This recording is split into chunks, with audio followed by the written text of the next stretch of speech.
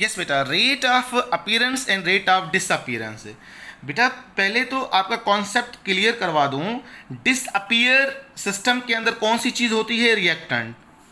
देखें, मैं ग्राफिकल भी एक्सप्लेन कर चुका, मैं दोबारा रिपीट कर लेता हूँ। ये है रिएक्टेंट और ये है आपका प्रोडक्ट। शुरू में जब रिएक्शन स्टार्ट नहीं हुआ था तो पूरा का पूरा रिएक्टेंट था, प्रोडक्ट ज़ीरो, पर at the passage of time reactant Aahista Aahista disappear हो जाएगा, यानी कि कम होता जाएगा, और प्रोडक्ट आहिस्ता आहिस्ता अपीयर होता जाएगा। बात में आ रही है? टिल इक्विलिब्रियम पोजीशन आ जाए। तो याद रहे बेटा, अपीयरेंस टर्म हम इस्तेमाल करते हैं जब भी हो, यानी कि प्रॉब्लम दिया जाए find out the rate of appearance, तो आप ये ज़रूर जानोगे कि इसका मतलब क्या है। इसका मतलब है product.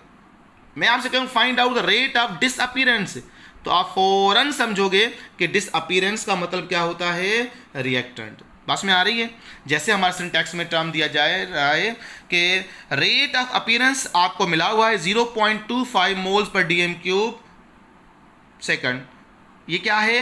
Rate of appearance of ethane, जो हाइड्रोजिनेशन से हम बना रहे हैं, और वो क्या है आपका? एसिटाइलिन। एसिटाइलिन की हाइड्रोजिनेशन करवा के हम जो है वो क्या ले रहे हैं बेटा? हम इथेन ले रहे हैं। अब हमें कह रहा है कि अगर रेट ऑफ अपीयरेंस 0.25 मोल पर डीएम क्यू सेकंड हो, तो बताओ कि rate of disappearance of acetylene और हाइड्रोजन कितना होगा? अब सवाल, सर कैसे कैलकुलेट करेंगे? बहुत आसान है। अगरचे मोल रेशो सेम हो तो आंसर सेम ही आएगा। फर्स्ट हम एसिटाइलिन की बात करें, C2H2, इसके कितने मोल्स हैं बेटा? 1 मोल्स हैं। कितने मोल्स हैं? 1 मोल हैं। 1 मोल तो मल्टीप्लाई करेंगे 0.25 के साथ, आंसर क्या आएगा? सेम ही आंसर आएगा। अब डिसअपीयरेंस हाइड्रोजन किस तरह से कैलकुलेट करेंगे?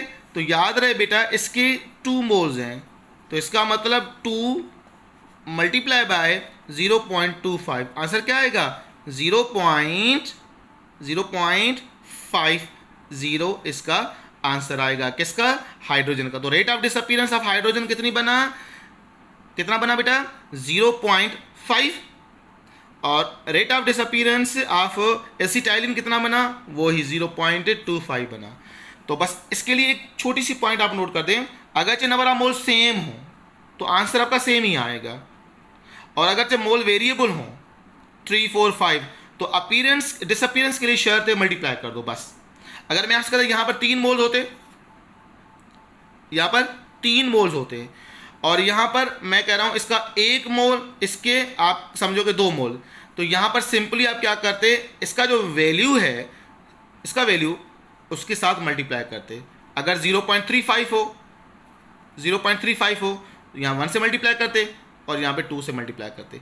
अगर मैं कहता इसके 4 मोल्स होते, इसके 2 मोल्स होते हैं, तो इसका जो रेट ऑफ अपीयरेंस था, इसको 4 से मल्टीप्लाई करते और इसको 2 के साथ मल्टीप्लाई करते। तो बहुत आसान था। मगर अगर रेट ऑफ डिसअपीयरेंस आपको दिया जाए, अपीयरेंस मालूम करना हो, दैट्स वेरी इंपॉर्टेंट, तो 2 कंडीशन होंगी। आप क्या करोगे? आप अगर किसी एक चीज के साथ कंपेयर कर रहा है तो अलग केस बनेगा, दोनों के साथ कंपेयर कर रहा है तो अलग। मैं कह रहा हूं दोनों के साथ कंपेयर करना हो तो फिर इनके नंबर ऑफ मोल्स देखो, इसका 1 मोल्स, इसके 2 मोल, तो टोटल कितने हुए? आपने कहा इसके 3 मोल्स हुए। कितने मोल बेटे? 3 मोल। और जबकि प्रोडक्ट कितना था? 1 मोल था। बस में आ रही है? रिएक्टेंट 3 मोल, प्रोडक्ट 1 मोल। तो याद रहे इन 3 में से एक बन रहा है, तो इसका मतलब क्या होगा? ये 1/3 क्या बनेगा बेटा? 1/3, ये तीसरा हिस्सा बनेगा। तो याद रहे बेटा 100 का ये समझो 0.25 मल्टीप्लाई बाय 3, तो आंसर कितना आता है बेटा? 0.75। 0.75 आंसर आ रहा है। मगर ये कि हमें रेट ऑफ क्या मालूम करना था? अपीयरेंस करना था। तो अब इसको 3 से क्या करेंगे? डिवाइड करेंगे, तो आंसर क्या आएगा? वही आंसर आएगा आपका 0.25 आएगा। ये बात में आई? रिपीट करूं? चलो रिपीट करता हूं, जरा गौर सुनिएगा। मैं आपसे कह रहा हूं अगर आपको रेट ऑफ अपीयरेंस मालूम करना हो तो आपको ये देखना है डिसअपीयरेंस के नंबर ऑफ मोल्स कितने हैं। जैसे इस केस के अंदर 3 मोल्स हैं, अब 3 मोल 1 मोल में जा रहा है, यानी कि इसके अंदर चेंज जो आएगी, ये देखें ये 3, तो इसकी चेंज कितनी आएगी, 1/3 चेंज आएगी। चेंज कितनी आएगी, 1/3। तो मैं कह रहा हूं इसके अगर 0.75 हो तो इसका 1/3 कितना होगा, आप बोलोगे 0.5 इज 1/3। अगर इसके 4 मोल्स होते हैं तो 1/4 चेंज आती।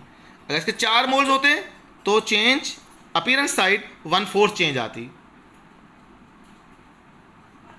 0.75। अगर इसके सपोज को 100 हो तो 0.25, अगर 200 हो तो 50। तो इस तरह से आप चेंज आसानी से मालूम कर सकते हो। 75 की तीसरी या 75 की चौथी पॉइंट, तो इस तरह से आप कैलकुलेट करोगे rate of appearance and rate of disappearance. अगर ये बात समझ में कम आ रही है तो बार बार पास करके दोबारा रिपीट करें, ये पॉइंट समझ में आ जाएगी।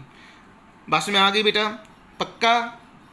चलें जी, अपना ख्याल कीजिएगा बेटा। नेक्स्ट हमारी जो टॉपिक रहेगी इंशाल्लाह वो हम डिस्कस करेंगे calculating the rate constant. Rate constant को किस तरह से हम कैलकुलेट करते हैं।